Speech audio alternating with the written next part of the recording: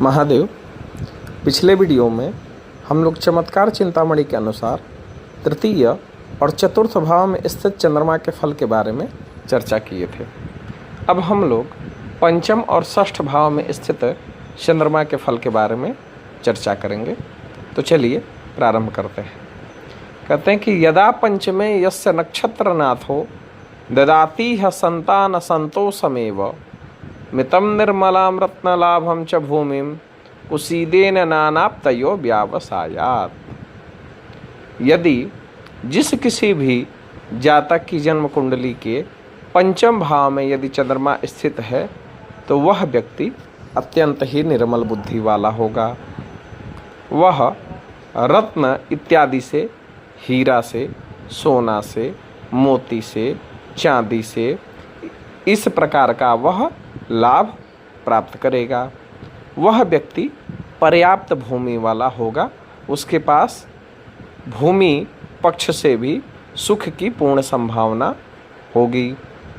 वह व्यक्ति यदि ब्याज का कारोबार करता है, सुद या ब्याज पे वह पैसा चलाता है और वह व्यापार करता है तो वह अत्यंत ही धनी होगा। अर्थात वह ब्याज के कारोबार से, व्यापार से धन प्राप्त कर सकेगा। फिर हम षष्ठ भाव में स्थित चंद्रमा के फल के बारे में जानते हैं। कहते हैं कि रिपौ राजते विग्रहेणापि राजा जितास्तेपि भूयो विधौ संभवन्ति तदग्रे रयो निष्प्रभा भूयसोपि प्रतापोज्वलो मातृशीलो न तद्वत्। जिस किसी भी जातक की जन्म कुंडली में षष्ठ भाव में चंद्रमा हो, वह व्यक्ति शासकों से भी संघर्ष करने में सफल होता है, तेजस्वी होता है।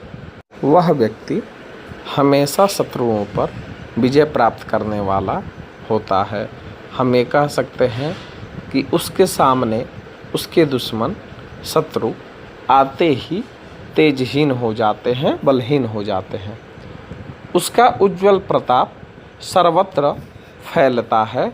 वह अत्यंत यशस्वी होता है और वह व्यक्ति माता के प्रति विशेष स्नेह रखने वाला नहीं होता, अर्थात माता से कटुतापूर्वक व्यवहार करने वाला वह व्यक्ति हो सकता है। इस प्रकार से हम लोग पंचम और षष्ठ भाव में स्थित चंद्रमा के फल के बारे में जाने। अब अगले वीडियो में हम लोग सप्तम और अष्टम भाव में स्थित चंद्रमा के फल के बारे में चर्चा करेंगे। धन्यवाद।